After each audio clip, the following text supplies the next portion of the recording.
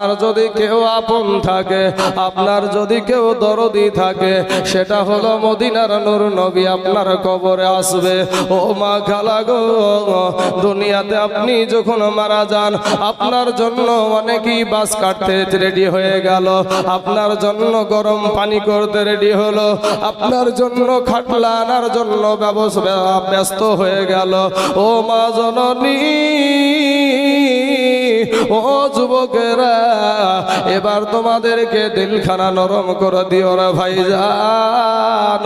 আপনাকে আমার জন্য কবর খোঁড়া শুরু হয়ে গেল, তিনখানা কাফন দিয়ে আপনাকে আমাকে পেঁচায়া আপনাকে নিয়ে গিয়ে ওই কবরে রেখে দেবে। মুসলমান ভাই, যদি ঈমান নিয়ে কবরে যেতে পারেন, ওই কবরটা হয়ে যাবে জান্নাতের টুকরা। আর যদি বাবা ঈমান যদি আপনি না নিয়ে যেতে পারেন, ওই কবরটা হয়ে যাবে জাহান্নামের টুকরা। বাবা রে, কিয়ামত পর্যন্ত আপনাকে আমাকে ওই কবরে বাবা আযাব দিতে থাকবে। এ মুসলমান, আল্লাহ পাক কোরআনে বলছেন, ইযা যুলজিলাতিল আরদু জিলজালাহা ওয়া আখরাজাতিল আরদু আসকালাহা ওয়া ক্বালাল ইনসানু মা লাহা। আল্লাহ আরো অন্য সূরাতে বলছেন, ওয়াইলুল লিকুল্লি হুমাযাতিল লুমাযা আল্লাযী জামাআ মালান ওয়া আদ্দাদা ইয়াহসাবু আন্না মালাহু আখলাদা কাল্লা লা ইউনবাযান্না ফিল হুতামা। অন্য সূরাতে আছে বাবা, আল্লাহাকুমুত তাকাসুর হাত্তা যুরতুমুল মাকাবির। গোটা কোরআন শরীফ আপনাকে পড়ার তরজমা দরকার নাই বাবা, এই কিছু আয়াতের তরজমা একটু তো এখন বাংলা, যদি আপনাদের বাড়িতে বাংলা কোরআনের যদি তরজমার কোরআন থাকে, আপনি এই আয়াতের তরজমাগুলা দেখবেন। যদি আপনার সাথে মিলা যায়, আপনার সঙ্গে যদি মিলা যায়, কপালে লেখালেন, ও বাবা আপনি বড় জাহান্নামের আসামি। এই দুনিয়াটা কিছুই না রে মুমিন, এরে আমার নবীর উম্মতের দল, মাস্তানি করিও না রে বাবা, যৌবনের বাহাদুরি দেখায়ও না রে বাবা। তোমার মতন কত যুবক ভাই রে মুনিশ কেটে ভাত খায়, তারপরে 5 ওয়াক্ত নামাজ পড়ে, তুমি কেন পারবা না রে বাবা? তোমার মতন কত যুবক রাস্তায় ড্রাইভারি করে ভাত খায়, তুমি কেন পারবা না রে বাবা? তোমার মতন কত যুবক স্কুলে পড়াশোনা করে, এরপরেও 5 ওয়াক্ত নামাজ পড়ে, তুমি কেন পারবা না রে বাবা? এরে যুবক ভাই, তোমার মতন কত যুবক ব্যবসা করে ভাত খায়, তারপর ওই 1 ওয়াক্ত নামাজ ছাড়ে না, তুমি কেন পারবা না? ওরে আমার মা, তোমার মতন কত মহিলা সংসারের সব কাজ করে, তারপরেও পর্দা করে, তুমি কেন পারবা না রে মা? তোমার মতন কত মহিলা কলেজে যায়, স্কুলে যায়, এরপরেও 5 ওয়াক্ত নামাজ পড়ে, পর্দা করে, তুমি কেন পারবা না রে মা? ফিরে এসো রে যুবক, তওবা করে আল্লাহর কাছে ক্ষমা চাও, আমার আল্লাহ তোমার জীবনের সব গুনাহ মাফ করে দিবে। জোরে বলেন সুবহানাল্লাহ। এ বাবার আমার সুনামানিকেরা, আল্লাহ কোরআনে বলছেন, ইযা যুলজিলাতিল আরদু জিলজালাহা। এমন একটা দিন আপনার আমার সম্মুখে এসে হাজির হয়ে যাবে রে আব্বাজান, ও যুবক রে, ওই আসমানটা ভেঙে চুরমার হয়ে যাবে, পাহাড়গুলা ভেঙে চুরমার হয়ে যাবে আমার আল্লাহর হুকুমে বাবা। ওই যে 9,30,00,000 মাইল দূরে যেই সূর্যটা আছে রে বাবা, ওই সূর্যটা মাথার কাছে নেমে চলে আসবে। আল্লাহর হুকুমে সূর্যের বাবা 12টা মুখ খুলে দেওয়া হবে।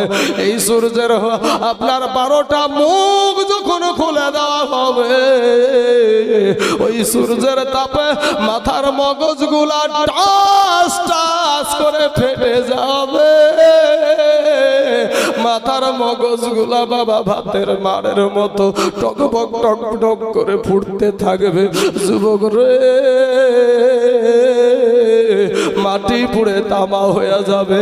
সব আলেমেরা বলে মাটি পুড়ে তামা হয়ে যাবে, কোনো আলেম তো বলল না যে মাটি পুড়ে স্বর্ণ হয়ে যাবে, মাটি পুড়ে চাঁদি হয়ে যাবে, এই কথা তো বলল না। লোহা হয়ে যাবে এই কথা তো বলল না, বলে সব মাটি তামা হয়ে যাবে। লোহার এমন একটা গুণ, এক মাথায় যদি আপনি আগুন লাগায়া দেন বাবা, অপর মাথা কিন্তু গরম হবে না। ও যুবক রে, ও মুসলমান আমার মা খালারা, স্বর্ণের এক মাথায় যদি আপনি আগুন লাগায়া দেন, অপর মাথা কিন্তু গরম হবে না। কিন্তু তামা এমন একটা ধাতু, এক মাথায় যদি আপনি আগুন লাগায়া দেন, পুরা তামাটা গরম হয়ে যাবে। বাবারে, কিয়ামতের দিন আপনি আমি যখন কবর থেকে উঠবো বাবা, এই কবর থেকে উঠার পরে শুধু আওয়াজ, কান্নার আওয়াজ, শুধু বাঁচাও বাঁচাও। বাপ দৌড়াবে বেটার পিছনে, বেটা দৌড়াবে বাপের পিছনে। এ মুসলমান, আমার আল্লাহ সেদিন কিয়ামতের দিন সর্বপ্রথম নামাজের হিসাব আপনার আমার কাছে নিবে। কিন্তু যখন নামাজিরা সবাই একসাথে থাকবে বাবা, এমন সময়তে যারা নামাজ পড়েনি, কিছু চিটার ব্যক্তি আছে, কিছু চিটার আছে বাবা, ওই উড়াহারের বাজারে চায়ের দোকানে বলে আমি নামাজ না পড়তে পারি, ইমান ঠিক আছে, এরকম কথা বলা লোক আছে না নাই ভাই? ইমান ঠিক আছে এরকম কথা বলে, অথচ নামাজ পড়ে না। কিন্তু আর ইমানের এতই জোর, যেই নামাজ আল্লাহ ফরজ করেছে সেই নামাজ পড়ে না, আর বলে আমার ইমান ঠিক আছে। বুঝতে হবে এটা কত নম্বরের বাটফার। এ মুসলমান, এ যুবকেরা, এবার সেদিনও বলবে নামাজ পড়েছি, নামাজ পড়েছি, এটাই বলতে যাবে। আমার আল্লাহ বলবে বান্দারা রে, ওরে বান্দা, তোকে এবার নামাজ পড়ে দেখাতে হবে। এবার তখন যারা বাবা নামাজি ব্যক্তি হবে, তিনটা দলে বিভক্ত থাকবে। একটা দল বাবা নামাজ না পড়ে বলবে যে নামাজ পড়েছি, আর একটা দল থাকবে ওরা নামাজি, আর একটা দল থাকবে ওরাও নামাজি।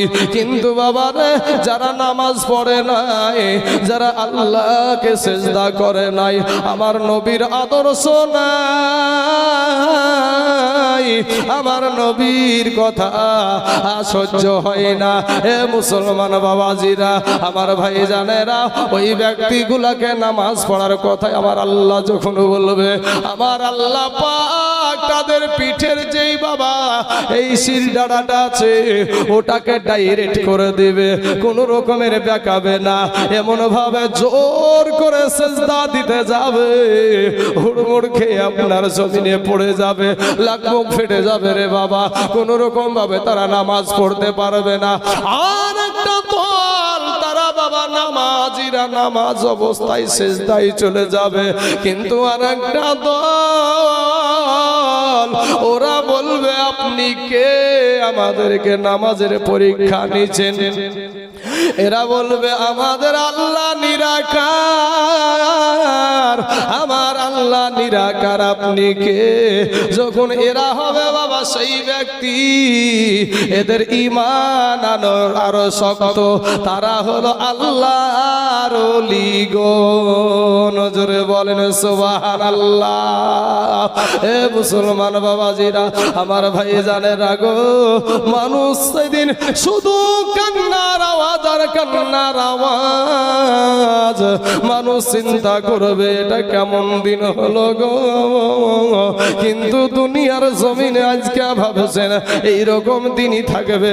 আরে ভাই না, আমার আল্লাহ বলে বান্দারে, তুই মনে করছিস আমার চাইতে তোর মা জননী তোকে বেশি ভালোবাসে? ওরে বান্দা, তুই মনে করছিস আমার চাইতে তোর বাবা তোকে বেশি ভালোবাসে? ওরে বান্দা, তুই মনে করছিস আমার চাইতে তোর বিবি তোকে বেশি ভালোবাসে, না রে বান্দা না, আমি আল্লাহর চাইতে তোকে কেউ বেশি ভালোবাসে না। বাবা গো, আজকে একটু হাতের দিকে তাকায়া দেখেন না, আজকে তো আপনারা গোরস্থান উপলক্ষে এই সভা দিয়েছেন বাবা, এই গোরস্থান উপলক্ষে সভা দিয়েছেন, এই গোরস্থানে আপনাকেও আমাকেও যেতে হবে রে বাবা। আজকে হাতখানের দিকে একটু কালবের নজর দিয়ে তাকায়া দেখেন, কালবের নজর দিয়া তাকিয়ে দেখেন, গুনার কারণে আমাদের হাত না পাক, গুনার কারণে আমাদের চোখ না পাক, গুনার কারণে আমাদের জবান না পাক, গুনার কারণে আমাদের পা না পাক, গুনার কারণে আমাদের অন্তর না পাক। এই অন্তর দিয়া কত খারাপ নিয়াত করলাম রে বাবা, এই হাত দিয়া কত রকমের কত অন্যায় করলাম, এই চোখ দিয়া কত বেগানা নারীর দিকে কোন নজরে তাকাইলাম, এই জবান দিয়া কত মিথ্যা কথা। ও মুসলমান ভাইয়েরা আমার, কালেমার যুবকেরা, এই দুনিয়াটা কিছুই না রে মুমিন। সেই দিন মানুষ ছুটাছুটি করবে, বাপ দৌড়াবে বেটার পিছনে, বেটা দৌড়াবে বাপের পিছনে, এমন সুমাতে বাবা কান্নাকাটি করবে। আমাদের মতন মানুষ ছুটতে ছুটতে একটা সময় বাবা আদম নবীর কাছে গিয়া হাজির হবে। আদম নবীকে গিয়া বলবেন, ওগো আমাদের আদি পিতা, আল্লাহর কাছে একটু ফরিয়াদ করেন গো, আল্লাহ যেন আমাদের বিচার আরম্ভ করে দেয়, এই কষ্ট আর সহ্য করতে পারি না। এ মুসলমান বাবা গো, আমার কালেমার ভাইয়েরা, এমন সুমাতে আদম নবী বলবেন, লাস্তুলাহ, ইহার জন্য আমি পারবো না। বাবা নূহ নবীর কাছে যাবে, উনিও বলবেন লাস্তুলাহ, ইহার জন্য আমি পারবো না। মুসা নবীর কাছে যাবে, উনিও বলবেন ইহার জন্য আমি পারবো না। প্রত্যেকটা নবীর কাছ থেকে বাবা শেষ পর্যন্ত ঈসা নবীর কাছে আসবে, ঈসা নবীও বলবেন ইহার জন্য আমি পারবো না, তবে আমি জানি গো এটা কার কাজ। বাবা তখন বলবে, ওই দেখো আখিরি জামানার নবী, ওই দেখো আখিরি জামানার নবী, ওই নবী ছাড়া আজকের দিনে কেউ আল্লাহর সাথে কথা বলতে পারবে না। আমার আল্লাহ রাগান্বিত হয়ে থাকবে। আমরা যখন বগদাদি কায়দা পড়তাম বাবা, তখন আমাদেরকে উস্তাদগণ আমাদেরকে আল্লাহর ঘর মুখস্থ করালো, আমাদেরকে না দেখে মুখস্থ করালো, ইয়া আল্লাহ, ইয়া রহমান, ইয়া রহিম, ইয়া মালিক, ইয়া কুদ্দুস, ইয়া সালাম, ইয়া মুমিন, এই নামগুলা পড়তে পড়তে বাবা একটা নাম আছে ইয়া কহারু। এ বাবাজি, কিয়ামতের দিনে আমার আল্লাহ পাক মহার আগে রাগান্বিত হয়ে থাকবে, কোন নবীরা সাহস হবে না। আমার দয়ার নবীর কাছে গিয়া মানুষ গিয়া হাজির হয়ে যাবে, আমার নবীকে বলবেন, ইয়া রাসূলুল্লাহ, ইয়া হাবিবাল্লাহ, নবী গো, ওগো নবীজি, আমাদের জন্য আপনি উহুদের ময়দানে দন্দান শহীদ করে দিয়েছেন গো নবী। নবী গো, আমাদের জন্য আপনি পেটে পাথর বেঁধেছেন গো নবী। ইয়া গো নবীজি, ইয়া রাসূলুল্লাহ, আমাদের কারণে আপনি তায়েফের ময়দানে রক্তাক্ত হয়ে বেহুশ হয়ে পড়ে গেছেন গো নবী। ইয়া রাসূলুল্লাহ, আর কষ্ট সহ্য করতে পারি না, আল্লাহর কাছে ফরিয়াদ করেন। আমার আপনার নবী বাবার কি যেন বলে আপনার সেজদায় পড়ে যাবে, আর যেমন সেজদায় যাওয়া সাথে সাথে আমার আল্লাহর সমস্ত কাহারিয়াত বাবা দূর হয়ে যাবে। জোরে বলেন সুবহানাল্লাহ। ডাক দিয়ে বলবেন, হাবিব, ওগো আমার দোস্ত, দুনিয়ার জমিনে আপনাকে অনেক কাদায় আছি, আর কাদাইতে চাই না। আপনি সিজদা থেকে মাথা উঠান। আমার নবী, আপনার নবী ডাক দিয়ে বলবে, আল্লাহ রব্বুল আলামিন গো, আমার একটা উম্মত যেন জাহান্নামে না যায়। জোরে জোরে বলুন না একবার সুবহানাল্লাহ। এর মুসলমান যুবকেরা, আমরা সুন্নিরা সেই নবীর পাগল। আজকে যদি বাবা, ও বাবা গো, কোটি টাকা দেওয়া হয়, এরপরও কিন্তু বাবা সুন্নিয়াত ছাড়তে রাজি না। আপনাদেরকে বলি ভাইরে, ইসলামে দাড়ি রাখতে হবে। আপনি দাড়ি কাটেন, আর আমাকে যদি আপনি কোটি টাকাও দেন, এরপরও দাড়িতে খুর লাগাবো না, এরপরও ভাইরে টুপি ছেড়ে দিব না, পাগড়ি ছাড়বো না, জুব্বা ছাড়বো না। কারণ কি, এটা হলো নবীর সুন্নাত। আর আমার নবীর সুন্নাতকে যদি আঁকড়ে ধরে আপনি কবরে যান, আপনার কবরটা হবে জান্নাতের টুকরা। এবার বাবা ওই জাহান্নাম একটা গর্জন দিবে, আল্লাহকে ডাক দিয়া বলবে, আল্লাহ গো, আমার পেটে বড় ক্ষুধা, আল্লাহ তোমার জাহান্নামী ব্যক্তিগুলো আমাকে দাও, আমার ক্ষুধা নিবারণ করি। আল্লাহ বলবে, জাহান্নাম রে, একটু সবুর কর, আমার যত গুনাহগার তাদেরকে তো কি দিব রে জাহান্নাম। এইদিকে আমার নবী যখন সিজদাতে আছে, নবী বলবেন, আল্লাহ গো, আমার একটা উম্মত যেন জাহান্নামে না যায়। এ মুসলমান, আল্লাহ বলবে, এ ফেরেশতারা, ওই জাহান্নামকে ৭৭,০০০ শিকল দিয়ে আটকায়া রাখ।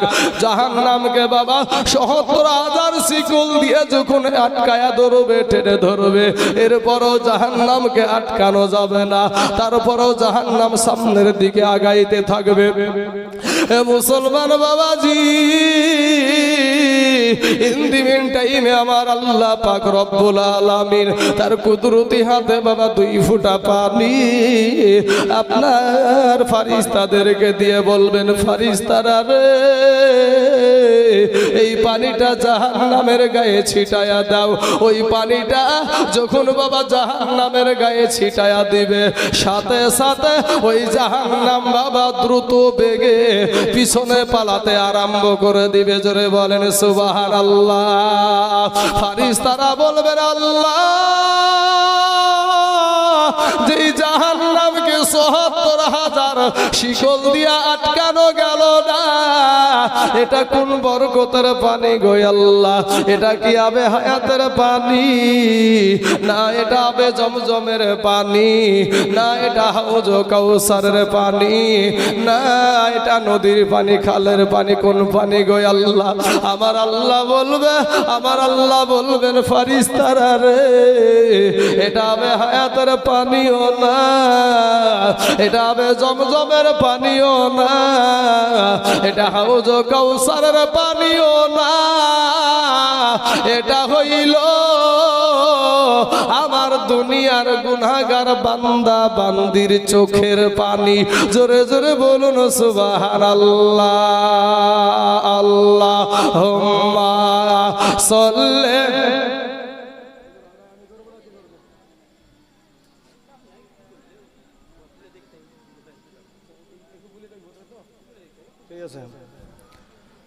মুহাম্মাদ ওয়া আলা আলি সাইয়্যিদিনা